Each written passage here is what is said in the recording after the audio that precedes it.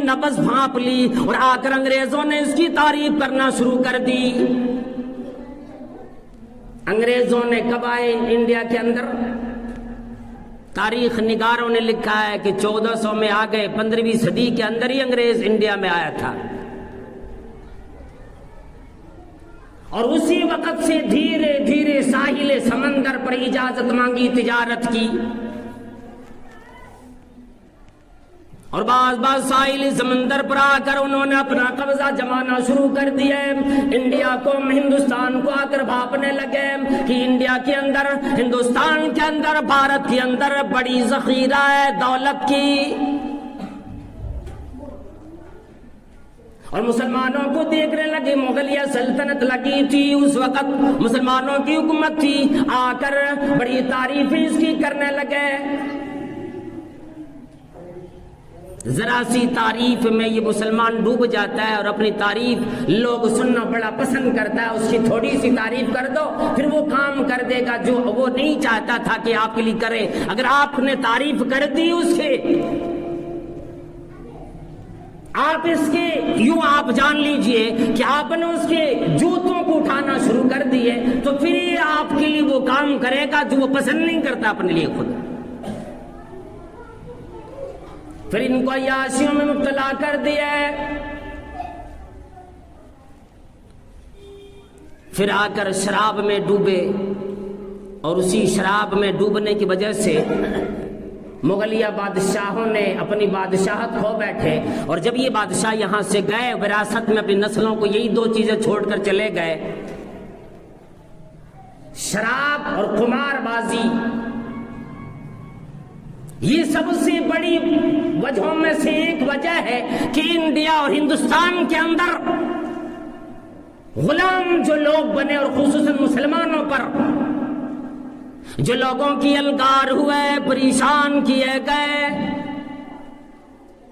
अल्लाह रब्बुल आलमीन का कानून यह है, लोगों, मैं मुशरिकों को अपनी हुकूमत, अपनी बादशाहत, दुनिया की दौलत तो दे सकता हूं, एक जालिम को मैं कभी भी दे नहीं सकता।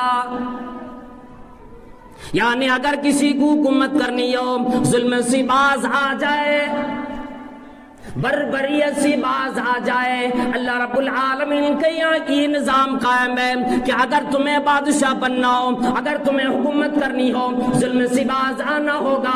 इसलिए कि मैं जुल्म को इतना ज्यादा दुनिया में नापसंद फरमाता हूँ, दुनिया के अंदर जुल्म से मुझे इस कदर नफरत है कि अगर तेरे पास हुकूमत आ भी गई फौरन छिन जाएगी, अगर चाहे वो हुकूमत मुझे एक मुशरिक को ही क्यों देना न पड़े। कोई आदमी हो जो मेरी इबादत न करता हो, बुतों की पूजा करने वाला हो, पत्थरों के ऊपर सिंदूर लगाने वाला हो, और दरख्तों पे धागे लपेटने वाला हो, मज़ारों पे जाने वाला हो, बड़ी बड़ी मूर्तियों की इबादत करने वाला हो, उबादुल वसन हो, उन लोगों को तुम्हें अपनी हुकूमत देने पे दे सकता हूँ, देने पे तो राजी हो जाता हूँ, जालिमों को अपनी हुकूमत में कभी भी दे नहीं सकता।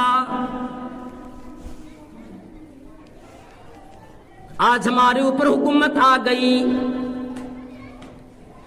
अल्लाह रब्बुल आलमीन ने फरमाया अंतुमुल आलौन, बुलंदी तुम्हें मिलेगी, बादशाह तुम्हें मिलेगी, आजादी तुम्हें मिलेगी, बड़ाई तुम्हें मिलेगी, लोग तेरे तहत जिया करेंगे, हुकूमत तेरी आएगी। वजह क्या बनी? आज एक मुशरिक बैठा है हमारे ऊपर हुकूमत करता है, खित्ते खित्ते में, खानदान खानदान में आदमी यूं परेशान हाल क्यों है? आज छोटे से छोटे ओहदे पे मुसलमान भी नहीं, इसलिए कि इसके अंदर जुल्म आ गया। और जुल्म कौन सा जुल्म? सबसे पहले शराब की रसिया बने, शराब पीने लगे, और अंग्रेजों ने खूब शराब पिलाया, इसकी तारीफ कर कर के शराब पिलाए, और शराब पिला पिला करके आदमी से तमाम चीजें, हकायक, भारत और हमारे इस इंडिया के तमाम हकायक को उन्होंने शराब पिला करके सबसे बुलवाया, और उसकी हर एक तह तक, हर राज तक वो शराब पिला कर पहुंचे। उर्दू में شراب اور عربی میں خمر کا لفظ ایک ہی معنی کے لیے استعمال کیا جاتا ہے، الخمر ما خامر العقل، کہ خمر شراب اس چیز کو کہا جاتا ہے جو عقل کو ڈھانپ لیتی ہے. اور اسی کے بارے میں نبی علیہ الصلوۃ والسلام نے فرمایا ما اسکر کثیرہ فقلیلہ حرام. ہماری آپ کی رہنمائی نبی علیہ الصلوۃ والسلام نے آج سے 1450 سال پہلے رہنمائی فرما دی.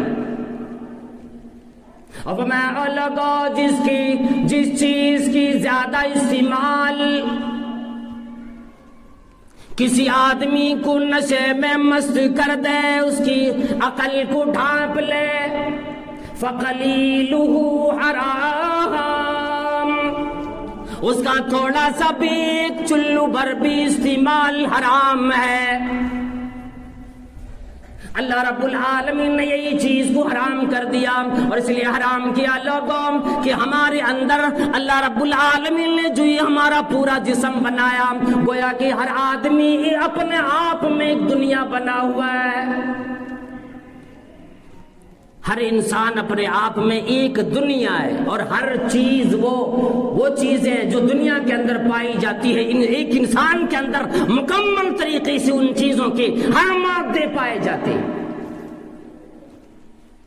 آج ہی پتا کرو، ڈاکٹروں سے ملاقات کرو، پوچھو انسانوں کے اندر کون کون سی چیز جو دنیا میں موجود ہے پائی جاتی ہے.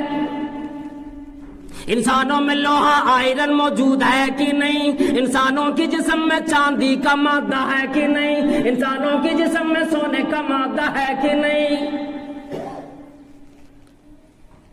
اللہ رب العالمین نے انسانوں کو ایک دنیا بنایا. ہر انسان ایک دنیا ہے. اور اللہ رب العالمین نے اس کمزور مخلوق کو بھی ایسی طاقت عطا فرمائی، پٹھوں دے کر کے، ہڈیاں دے کر کے، اور اس کے اندر نسیں اتنے لمبے لمبے دے کر کے کہ اگر ایک آدمی کی وہ نس نکالی جائے، وہ رگ نکالی جائے، تو لگ بھگ کہا جاتا ہے کہ 150 کلومیٹر تک وہ رگ جا سکتی ہے ایک آدمی کے جسم کے. ایک دھاگے پر انسان کا جسم ٹکا ہوا ہوتا ہے، اور وہی دھاگا جب کٹ جاتا ہے انسانی جسم کام کرنا بند کر دیتا ہے. انسانی جسم میں اللہ رب العالمین نے دماغ، سر کے اندر دماغ رکھا ہے، اور دماغ کو پورے جسم کا ایک کنٹرول روم بنا دیا ہے، اور اس کے اندر الگ الگ خلیے پیدا کر دیے، الگ الگ مشینیں پیدا کر دی، گویا کہ ایک پورا کمپیوٹر بیٹھا ہوا ہے، پورا جسم کا کام کرتا ہے. آپ کہتے ہو دل سے کام ہوتا ہے، نہیں، عقل اور دماغ سے کام لیتا ہے انسان. دل سے تو سوال کرتا ہے یہ کام کروں یا نہ کروں. اس لیے اللہ رب العالمین نے فرمایا کہ میں اس کے دل پہ مہر لگاتا ہوں، عقل پہ نہیں لگاتا. اس لیے کہ دل اگر بہتر رہے گا، مشورہ بھی اپنے کنٹرول روم میں صحیح طریقے سے واپس کرے گا، دے گا. اگر دل بگڑ جائے، اذا صلحت صلح الجسد كله واذا فسدت فسد الجسد كله. جسم کے اندر ایک لوتھڑا، ایک ٹکڑا اللہ رب العالمین نے رکھ دیے، اگر وہ ٹکڑا ٹھیک ہے، سارا جسم، سارا اعضاء ٹھیک کام کرے گا. آنکھ بھی ٹھیک کام کرے گی، اعضاء و جوارح بھی ٹھیک کام کریں گے، زبان بھی ٹھیک بولا کرے گی، دماغ بھی صحیح کام کرے گا. اگر وہ اعضاء بگڑ جائے، اگر وہ ٹکڑا، وہ لوتھڑا بگڑ جائے، سارا جسم بگڑ جاتا ہے، پھر اچھا کام کوئی نہیں کرتا.